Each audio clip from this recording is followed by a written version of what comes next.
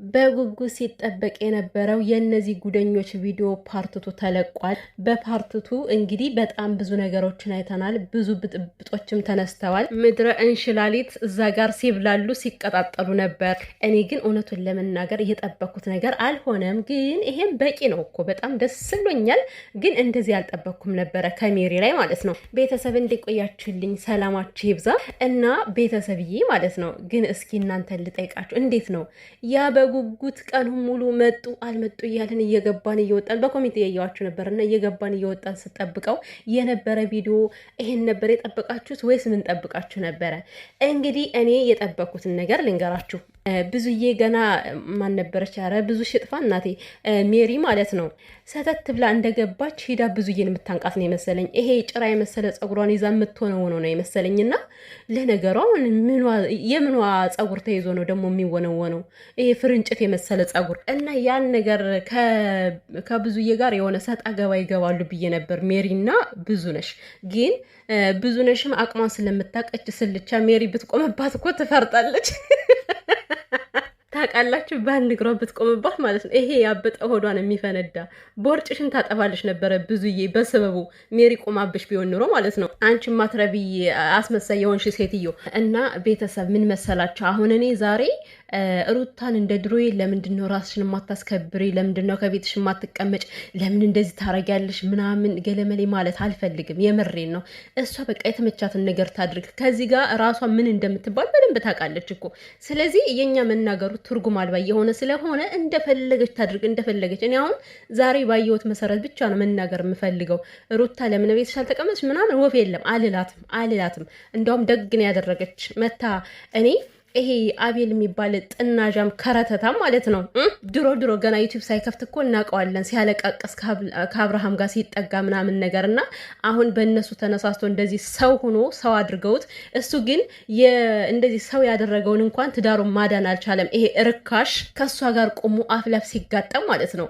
እኔ ሩታ ዛሬ በቃ በጥፊ ታንጨረጭረዋለች እያልኩ እየጠበቅኩ ነበር። የምሬን ነው። እንዲሁ ውህ ልሳልኝ ቢሆን ኑሮ እንደ ሩትዬ ምን አለበት ልሰሽልኝ ቢሆን ኑሮ ውህ ልቤን ነበር እኮ የምታረኪው።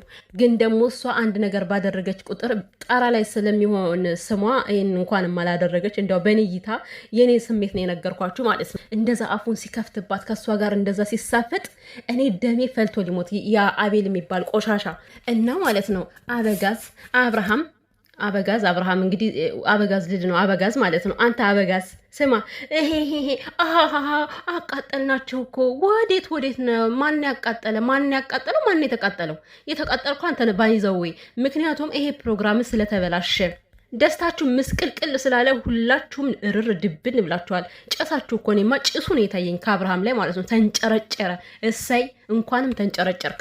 ከዚህ ሁሉ የደረስከው በራስ ጊዜ ስለሆነ በአስመሳይ ሰዎች ተወጥረ ተውጠ ስለሆነ አንተ ማስተዋል ስለማችል ይሄ የደረሰብህ ነገር ዛሬ የራስ ጥፋት ነው እና እነሱ ምንም የተንጨረጨሩት የተናደዱት ነገር የለም። በተቃራኒው እናንተን የተንጨረጨራችሁት እኮ አበዳችሁ እኮ። በተለይ እነዚህ ጓደኞች ማለት ነው በሰው ትዳር ገብተው። በነገራችን ላይ አብርሃምና ሩታ እኮ ባንድ የሚታረቁ ሰዎች ነበሩ። የምሬን ነው። ባንዴ ነበር የሚታረቁት። ከምር የእነሱን ትዳር ያበላሸው ሰው ነው። እግዚአብሔርን በተለይ ይሄ አቤል የሚባል ውሻ ልክስክስ በሱ ተጽዕኖ ነው አብርሃም ትዳሩን እንዲያፈርስ የተደረገው ማለት ነው። እኔ ግን ሩቲ አንድ ነገር መናገር የምፈልገው ማርያምን፣ ይሄ አቤል የሚባል ሰው ማለት ነው ከካሜራ ጀርባ ይዘሽ በምንም ይሁን ማለት ነው ልክ ልታስገቢው ይገባል። እግዚአብሔር ወይም ደግሞ እስኪ ችግሩን ጠይቂው።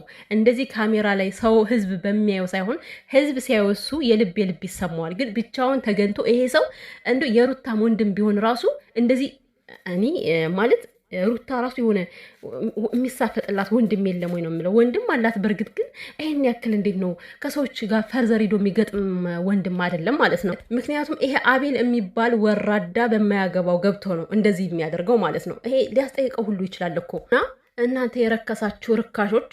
አብርሃም ራሱ እኮ ዛሬ ዳኒን አግባት አለው ማለት ነው። ይኸው እንግዲህ ይኸው ነው የአብርሃም ባህሪ ይሄ ነው እንግዲህ። እናንተ የእኛ ቀብራራ የምትሉት የልጁን እናት ዳኒን አግባት አለው ማለት ነው።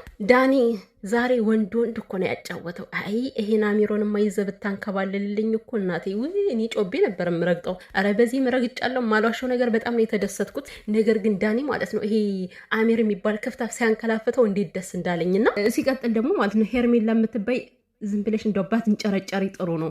ከዛ ቦታ ስለመጡ ብቻ ይሁን ለመናገር ፈለግሽ አይደለ? ለነገሩ አንገትሽን እኮ ደፋሽ። ያው ወንድ ልጅ ለምኖ ለራስ ማድረግ ይሄ ነው ትርፉ። እንደው ጥጓን ይዛ እኮ ሽምቅቅ ብላ ተቀመጠች። ሄርሜላ እንግዲህ የአንቺ ህይወት ፓርቷን ብሎ ጀምሯል። የመመሰቃቀል ህይወት ነው የሚሆንልሽ ከዚህ በኋላ። ዛሬ በሰዎች ነው የተመሰቃቀልሽው ሄርሜላ ማለት ነው። ማሰብ ያለብሽ ነገር ዛሬ በሰዎች ነው ደስታሽ የደፈረሰው።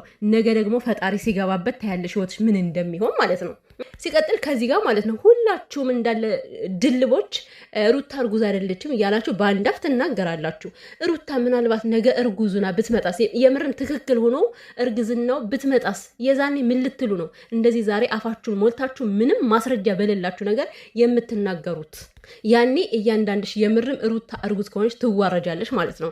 ሄርሜላ ሳትቀሪ ያኔ እውነት ሩታ እርጉዝ ሁና ከመጣች የምር አንቺ ህሊና ኑሮሽ አብርሃምን ከሁለት ልጆቹ አፈናቅለሹ ለአንቺ ባል አድርገሹ ከተቀምጥሽ የምርም ጀግና ሴት ነሽ። ሲቀጥል ደግሞ ማለት ነው ወደዚች ሮቶ ብዙነሽ ተብዬዋ ማለት ነው ቃለ መጠይቅ ሲደረግላት ምናለች መሰላችሁ? እሷ እኮ በእሷ ቤት የተከበረች ሴትዮ ናት። እቺ የረከሰች ርካሽ ዛሬ ከዚህ ጋር መገኘታቸው ለእኔ ጭራሹኑ ወረዱብኝ። አንቺ የትኛው የተከበርሽ ወራዳ? አንቺም እኮ ወራዳ ነሽ። በዚህ አጋጣሚ አንቺን ብሎ እህት ደግሞ ትክክለኛ እህት እንደዚህ አይደለችም። ገባሽ አይደለም? ትክክለኛ እህት መድሎ አሰራም ለነብሷ ነው የምትቆመው። አንቺ ወገንተኛ ሆነሽ ለዛውም ዝሙትን የሚያራምድ ህዝብ ደሽ መቀላቀልሽ ራሱ የወረደ ማንነት እንዳለሽ ነው የሚያሳየው። ደግሞ ከአንቺም ብሶ ዛሬ ከዚህ ጋር መምጣታቸው ወረዱብኝ እኮ ብለሽ ልትንደላቀቂ። ሲቀጥል ደግሞ ወደዚች ብዙነሽ የምትባል አንደኛዋ ሮቶ የሴቷ ሮቶ ማለት ነው። የወንድየው ሮቶማ አየነው እኮ ከሴት ላይ እጁን ሲያነሳ። የሴቷ ደግሞ ምን አለች? በቃለ መጠይቅ ስትጠየቅ ማለት ነው የምሬን ነው እኔ በቃ እስከዛሬ የተቆጣዋችሁን ይቅርታ ምናምን አለች። ከዛ በኋላ እነሱ ከዚህ ጋር መገኘታቸው ጭራሹኑ በቃ ዘገጡብኝ ወረዱብኝ አለች ማለት ነው። የኛ የተከበሩ አንቺ ዝሙት ካለበት ስፍራ ሄደሽ ተቆደለሽ አንቺ እንደተከበርሽ ነው እንዴ የምታስቢው? ምን አይነት ደፋር ሰው ነሽ? ሰውን ወረዱብኝ ብለሽ ስታስቢ ስትናገሪ አንቺም የመጨረሻ የዘገጥሽ እንደሆነ ልነግርሽ ፈልጋለሁ። ገባሽ? ትክክለኛት እንደዚህ አታደርግም። ልንገርሽ፣ ትክክለኛት በትክክለኛው ቦታ ነው መቆም የምትችለው ማድረግ የምትችለውም ያንን ስለሆነ፣ አንቺ ግን አስመሳይ እህት ነሽ፣ ወገንተኛ እህት።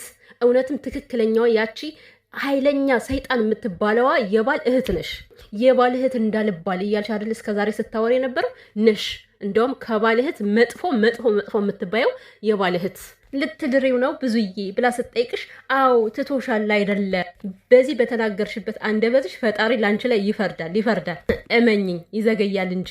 አንቺን ብትሆኝ ዛሬ ሩታ እርጉዝ አይደለችም እያልሽ ነው አይደል የምትመጻደቂው? የምታፍሪበት ጊዜ ይመጣልና እኔ አሁን ጸሎት የማደርገው የምሬን እውነት ሩታ እርጉዝ ትሁንና እነዚህ ማፈሪያ ቢሶች ማፈሪያ የሌላቸው አንገታቸውን ሲደፉ ነው ማየት የምፈልገው። የምሬን ነው። እያንዳንዱ በተናገረበት አንደበቱ አንገቱን ይደፋል።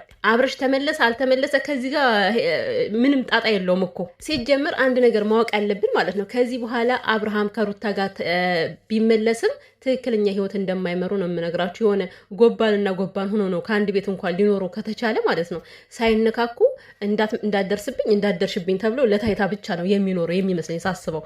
ምክንያቱም ሩታ በምንም አይነት ታምር አብርሃምን የምትቀበሰው አይደለችም። ከዚህ በኋላ እንደዚህ ተጫውቶባት ካጠገቧ ሴት ልጅ ተንበርክኮ ፍቅሯን ተቀብሎ ቀለበት አድርጎ ብዙ ነገር ፈጥሮ፣ አረ በፍጹም ሩታ አታደርገውም። ሌላ ችግር አለ ከዚህ ጋር። በቃ መበጣበጥ ነው የፈለጉት። ይበጣበጡ። ሩታ ሰላሟን አታ እነሱ ሰላም ማግኘት የለባቸውም። እንደውም ይሄ ርካሽ የሆነ አቤል ተብዬ ፈትቶሽ የለ የፈታት እኮ ባንተ ምክንያት ነው። በአንተ ምክንያት እኮ ነው። አታውቅም እንደ አንተ ጀዝባ አንተ ብዙ ነገር ስታረግ ነበር። እኔ የምለው ቆይ ሄርሜላ ግን እንዴት ነው ድንግልሽን ለአቤል ነው እንደ ሰጠሽው? አልገባኝም። ምንድን ነው አቤል በዚህን ያክል ደረጃ ደረቱን ነፍቶ የሚወዳደርልሽ ማለት የሚከራከርልሽ ምንድን ነው? አስቀድመሽ እሙሙን ሰጠሽው ወይ? እኔ እኮ ግራ ይገባኛል። በዚህን ያክል የምትሆነው አቤል የቀመስከው ነገር አለ? ትርፉን ነው እንዴ ለአብርሃም ቀለበት አድርግ ብላችሁ የሰጣችሁት? አልገባኝም። እና የሄርሜላ ወንድም ደግሞ የሆነ የተከበርክ ምናምን ትመስለኝ ነበር። ለነገሩ አንተም ያው እዛው ርካሽ የተያዛችሁ ርካሾች ናችሁ። ምን የተከበርክ ነው ሲጀምር? አንተ የተከበርክ ብዙዬና የሄርሜላ ወንድም አንድ አይነት ናችሁ። አንድ አይነት ባህሪ ነው ያላችሁ። ምንም የተከበረ ማንነት የላችሁ። ምክንያቱም እቺ ሴቷ ወንድሟ በተሳሳተ መንገድ ሲሄድ የማትመክር አንተም ራሱ እህትህ ባለትዳርን ወንድ እስከሚፋታ ጠብቃ ወይኔ ትዕግስት እኮ ጣፋጭ ናት፣ እግዚአብሔር ይመስገን ብላ ታመሰግናለች። የባለትዳር ወንድ ከትዳሩ እስከሚፋታ ትዕግስት አድርጋ እኮ ነው። እና ባለትዳርን ወንድ እህት በማግባቷ ራሱ አንተ ልትሸማቀቅ ነው የሚገባ።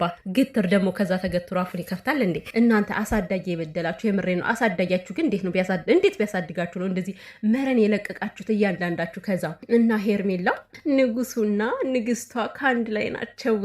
ሄርሜላ ዛሬ ያልተከራከርሽበት ምክንያት እኮ ገባን አይደል? ያኔ አብርሃምን እንደዛ ደም አልቅሰሽ አይንሽና አፍንጫሽ አንድ አይነት ሆኖ የበርበሬ ዛላ መስሎ ተንጠባለሽ አብርሽን ስለወሰድሽ ነው ዛሬ አፍሽን ዝግት ታድርገሽ እንደተለጎመ ሰው ጸጥ ብለሽ ስትመለከች የነበረውና ፈይ እንደው ያንቺን ህይወት ለማንም አልመኘውም። የምሬን ነው። ያንቺን ህይወት በስማም ወንድ ለምን ባፍንጫ አይተከልም? ያንቺን ህይወት ማንም የሚመርጥ የለም።